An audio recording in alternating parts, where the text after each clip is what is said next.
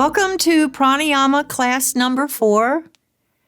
Ideally, you've just finished the asana class number 4, and you're ready for the pranayama, the center portion of your practice.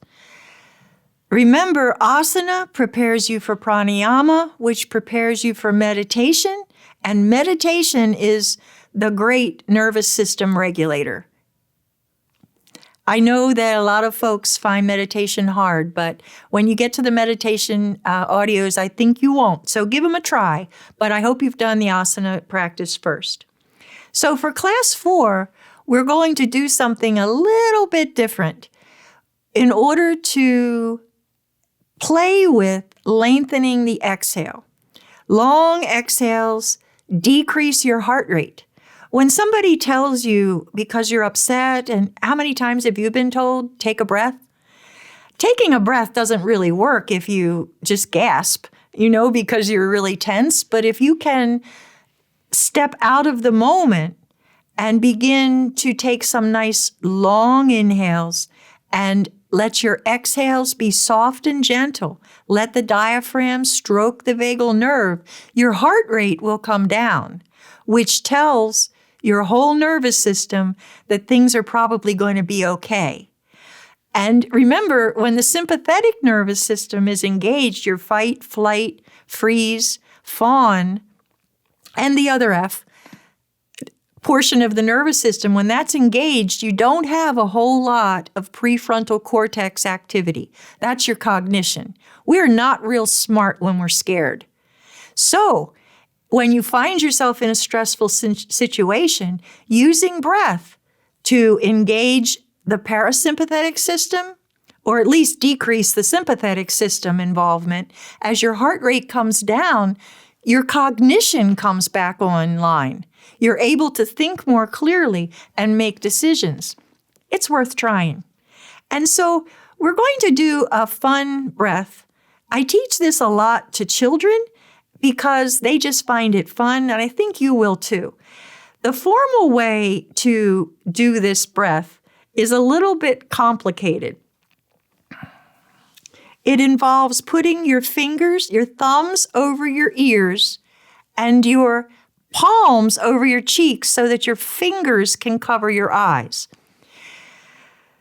When I'm teaching this to children, I always use that method, because it engages them physically. But the purpose of this breath is to lengthen the exhale by humming. And when anyone covers their ears with their thumbs, they can hear themselves humming more deeply. It's easier to focus on the breath when you close your ears. But of course, you're not going to be able to hear me if you close your ears. You can do it any way you want, but humming is an interesting practice. This practice is old, and yet it works.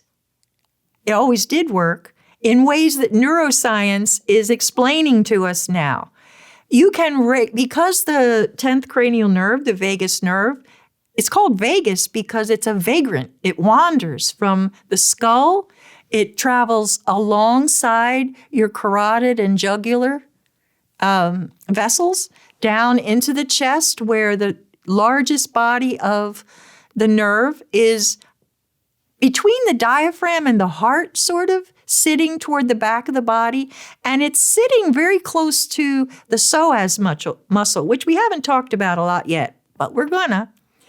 So if you do things in your throat like gargle or hum, you soothe the vagal nerve as it travels from the brain down to the center of the body in the gut and then back up to the brain.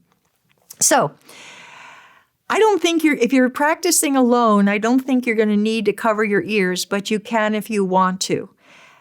But first, we're going to do our breath awareness practice, and then we're going to find our ratio for the day, and then we're going to use that ratio to do the humming practice.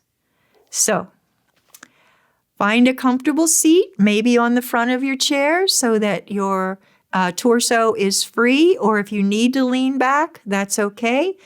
You can do this lying down if you need to. It's not as effective, I don't think, but you can. And it certainly will be more effective than not doing it.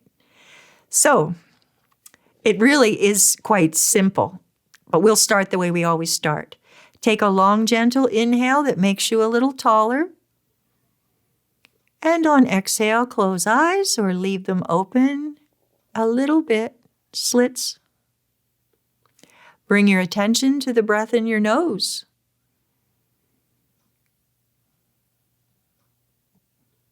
Throat.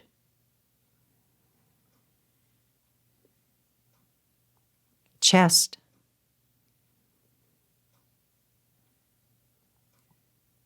Belly. And diaphragm in that little spot between the breastbone and the navel.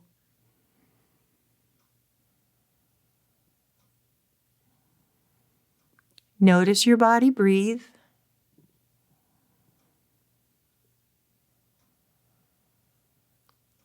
Begin to count your inhales and your exhales.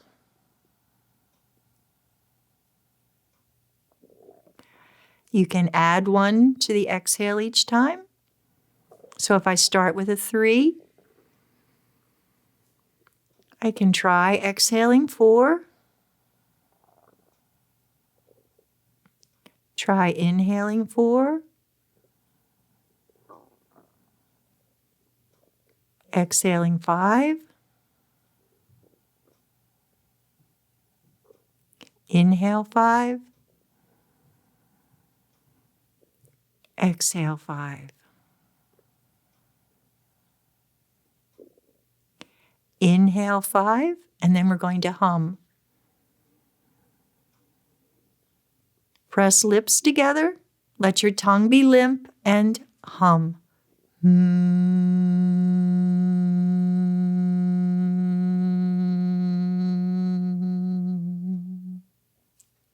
Inhale.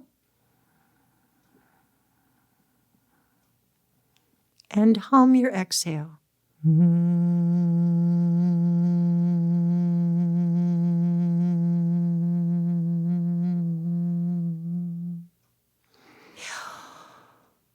You want to remain comfortable. You don't want to hold your hum longer than is soft and comfortable.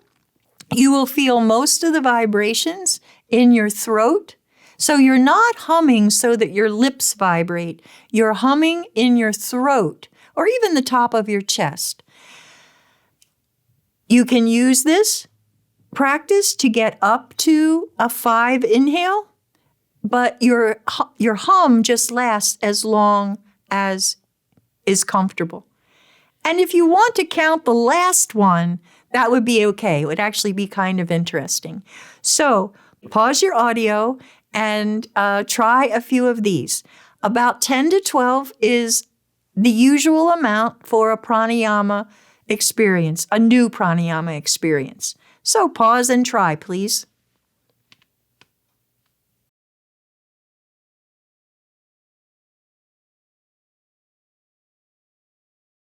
So notice how you feel. When you let your hums get really long, did you feel yourself almost a little bit eager for that inhale? That's one way to tell that maybe you've gone a little too far. We're not going for deep, hearty breaths on the inhale. Pranayama practice takes time, just like any skill set.